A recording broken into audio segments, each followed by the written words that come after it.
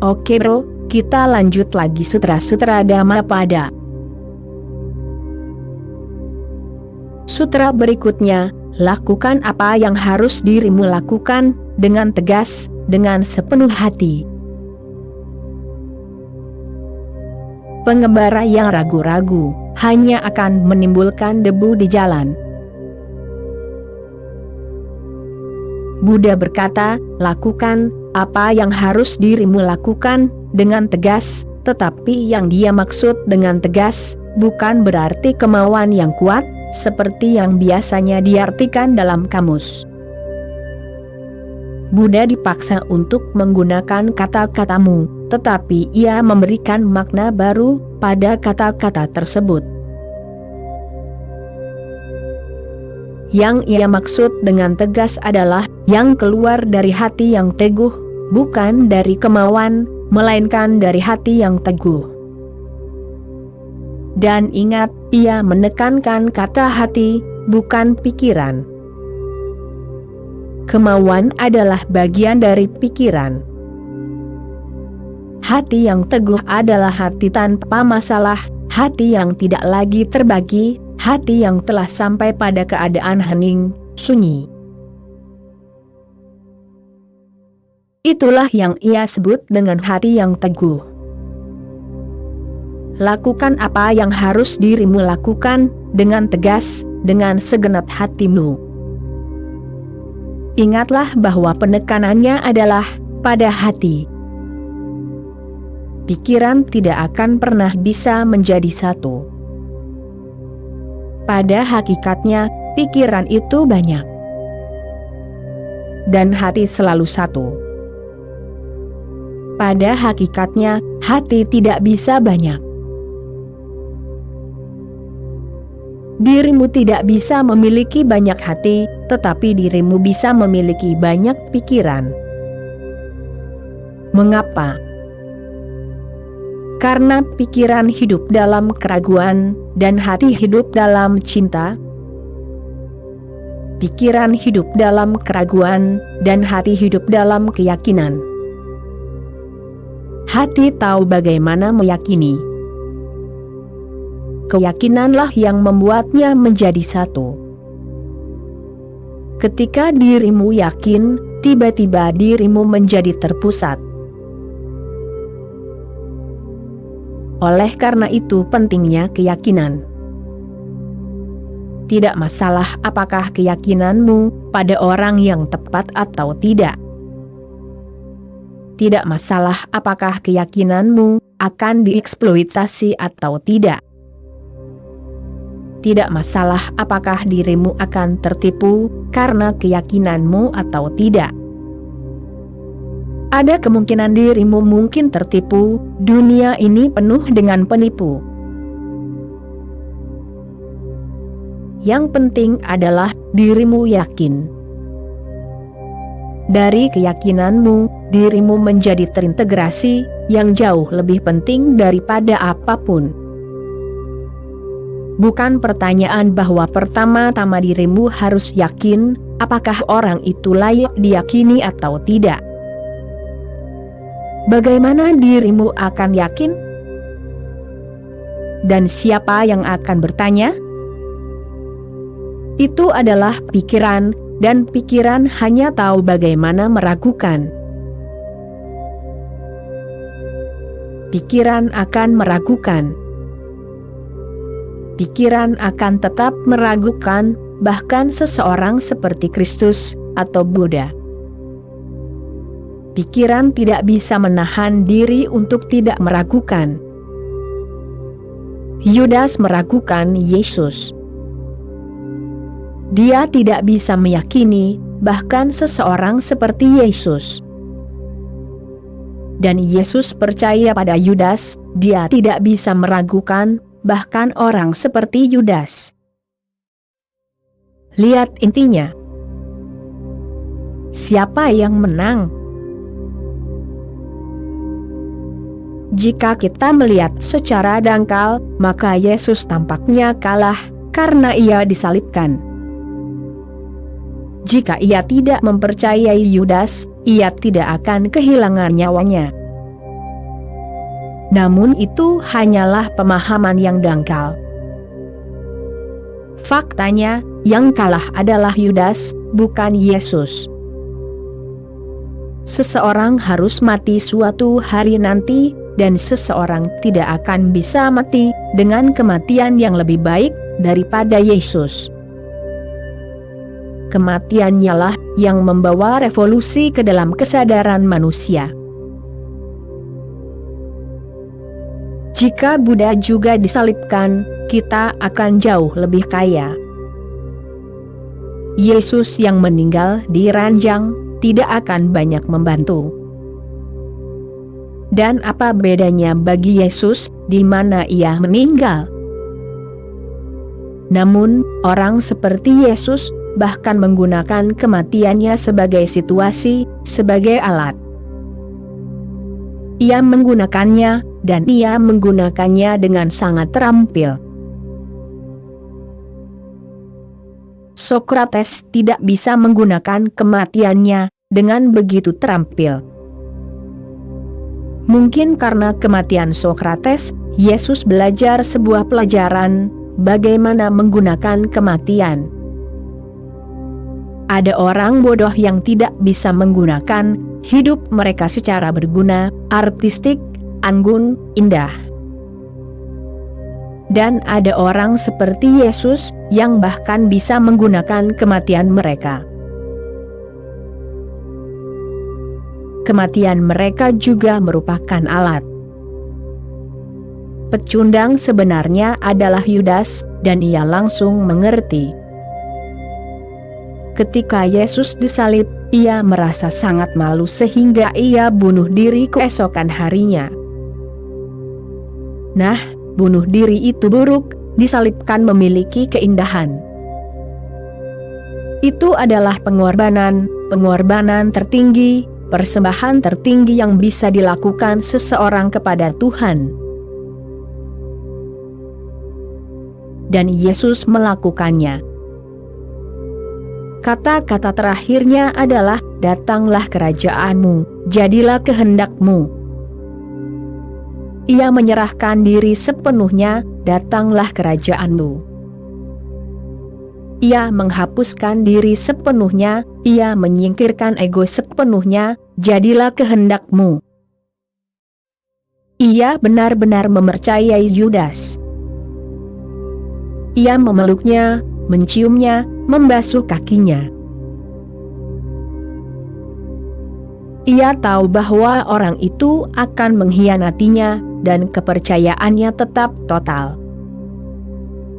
Jadi ingatlah, keyakinan tidak berarti bahwa dirimu harus bertanya terlebih dahulu, bahwa dirimu harus memastikan segalanya, menjaminnya, baru kemudian dirimu yakin.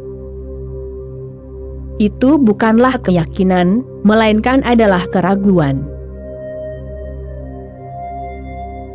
Dirimu tidak memiliki kemungkinan lagi untuk ragu, oleh karena itu dirimu yakin. Jika kemungkinan keraguan muncul lagi, dirimu akan ragu lagi. Keyakinan berarti terlepas dari semua keraguan, terlepas dari siapa orang itu, atau apa yang akan dilakukan orang itu. Keyakinan itu berasal dari hati, itu berasal dari cinta. Ketika dirimu yakin dan mencintai, dengan hati yang teguh, itu akan membawa transformasi. Maka dirimu tidak akan pernah ragu. Keraguan hanya akan membuatmu terpecah-pecah. Dengan mengambil lompatan kuantum, tanpa keraguan sedikit pun, atau terlepas dari semua keraguan, dirimu akan menjadi terintegrasi. Keraguan menghilang, dirimu menjadi satu. Dan untuk menjadi satu berarti terbebas dari kerumunan bodoh yang ada di dalam dirimu. Terbebas dari pikiran, keinginan, dan ingatanmu, terbebas dari pikiran itu sendiri. Sutra berikutnya, pelancong yang ragu-ragu, hanya akan menimbulkan debu di jalan. Lebih baik tidak melakukan apapun, daripada melakukan apa yang salah. Karena apapun yang kamu lakukan itu pada dirimu sendiri. Lebih baik tidak melakukan apapun. Tetapi tidak melakukan apapun, itu sangat sulit. Ketika dirimu berpikir, dirimu tidak melakukan apapun, itu bukanlah yang dimaksud oleh Buddha. Tidak melakukan apapun, berarti begitu tenang, begitu hening, sehingga tidak ada tindakan di dalam ataupun di luar, bahkan tidak ada pemikiran, tidak ada keinginan. Lebih baik tidak melakukan apapun, dan seseorang harus sangat sadar untuk tidak melakukan apapun, daripada melakukan apa yang salah. Kesalahan hanya bisa dilakukan ketika dirimu tidak sadar. Definisi yang salah dan yang benar menurut Buddha sangat berbeda. Tidak moralistis. Dia tidak akan berkata, ini benar dan itu salah. Dia tidak akan memberimu daftar 10 perintah. Dia tidak memberikan perintah apapun. Dia memberimu lebih sebagai kriteria, sehingga dirimu bisa menilai dalam hidupmu, apa yang benar, apa yang salah. Dia tidak memutuskannya. Itu tidak bisa diputuskan, karena hidup terus berubah.